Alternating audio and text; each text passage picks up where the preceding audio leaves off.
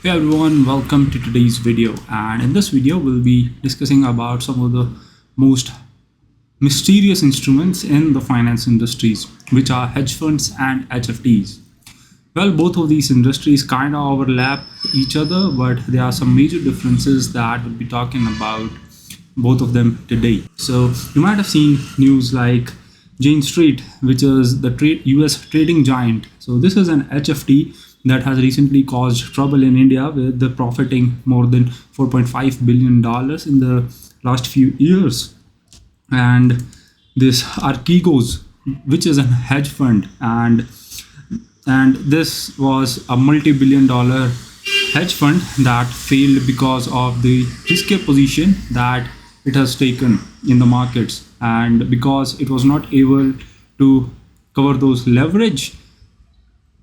So the banks from which it has taken the leverage from actually dumped all the money, and this hedge fund collapsed in a matter of days. So let's discuss what hedge funds actually are. So you might have heard of mutual funds. These are the funds in which common people like you and me can invest, but hedge funds are a little different. So these are the actively managed funds whose managers use different kind of strategies, and some of the strategies we'll be talking about later in the video, and I'll be making some extra videos as well. And these are the funds that are only open for the elites or the rich. So I think, as in the US, you should be an accredited investor to invest in hedge funds, and accredited investors are those people whose net worth is more than $1 million, or the yearly earnings are more than $200,000. And talking about the regulations, so hedge funds do generally have a lot less regulations as compared to the mutual funds, because I think maybe government think that rich people would be sophisticated enough to be investing in these kind of riskier schemes, and they know what kind of risks they are dealing with.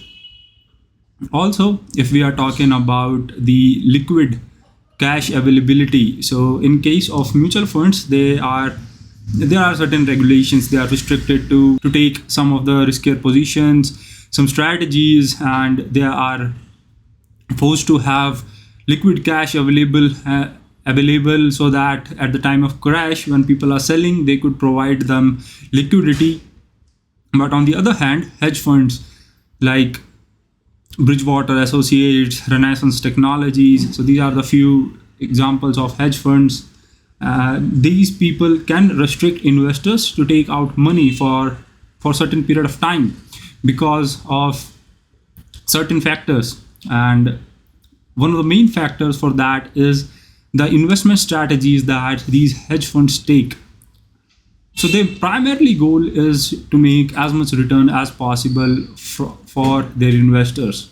So for that, they invest in various asset classes across all the global economy, be it equity, options, swaps, derivatives, or even some antique arts or some ancient pieces of history. So these are the kind of thing, real estate.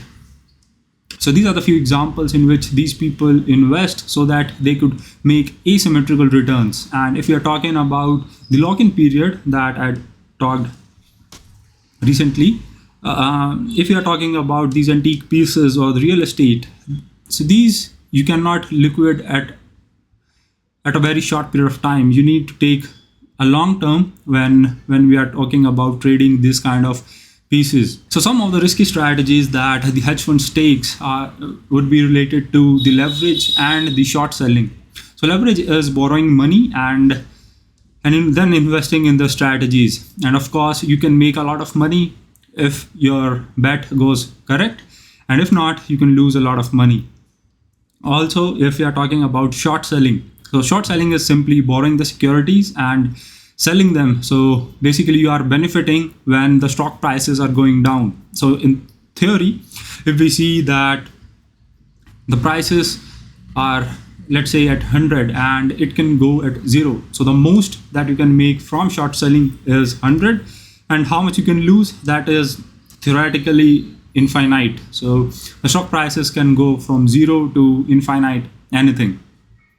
And some of the strategies that hedge funds takes are long short equity. So this is basically going long and short at the same time in one of the sector or in some of the competitor stocks. So for example, we have a company A and company B, and we are thinking that company A would be doing good because of the quarterly or the yearly results that they had got. On the other hand, we see that company B's market share is going down, so we'd be taking long position in the company A and a short position in company B, hence benefiting from both the price fluctuations. Similarly, second fund strategy is the merger arbitrage.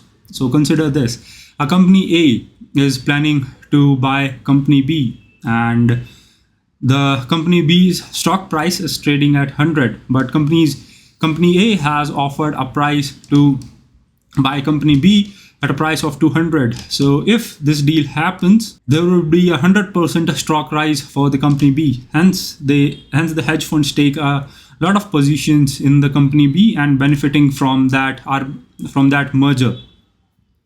And third, if we talk about these can include quantitative strategies, some of the statistical arbitrages, for example, where we have some kind of statistical patterns in the market movements and we take positions accordingly to make money out of those arbitrages.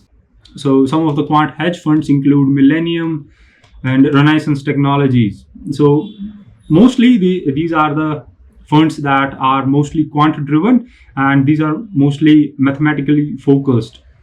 Whereas there are other hedge funds like Bridgewater Associates, which are mostly macro driven, and they talk about the macro factors like the global economy, interest rates, and some other economics related data like unemployment, inflation, so these kind of things. So next, I wanted to talk about the HFTs, which are high frequency trading. So HFTs are mostly proprietary trading firms that uses powerful computers and programs to transact large number of orders in fraction of seconds. So when I'm talking about HFTs, think of INC trading, jump trading, alpha grab. So these are the proprietary trading firms in the HFT industry.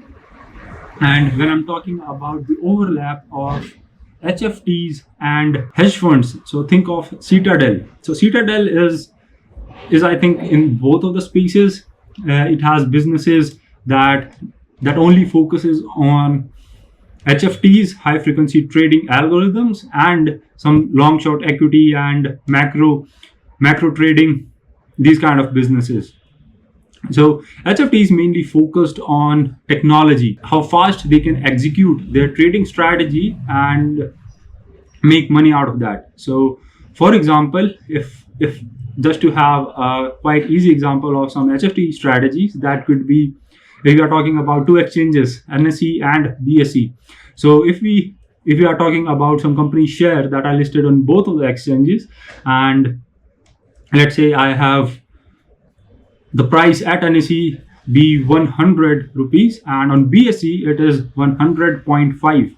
So these are the arbitrages that these HFTs companies look for. And when we are talking about the volume of, and if you're talking about the volume and the speed at which these HFTs take positions at, that would be mind blowing. So if you're talking about these two exchanges, and let's say if I do the trade of one share, that is just 0.5 rupees. But if you're talking about a million shares that are being traded in a fraction of seconds, that will be like 500,000 profit in just fraction of seconds. So this is what HFT, this is what makes a difference between the high frequency trading firms and the hedge funds. So this was the today's discussion. In the upcoming videos, we'll be talking about some of these hedge fund strategies in details, like these long short equity, merger arbitrage, some quantitative based strategies, and the option pricing models, all these kind of things.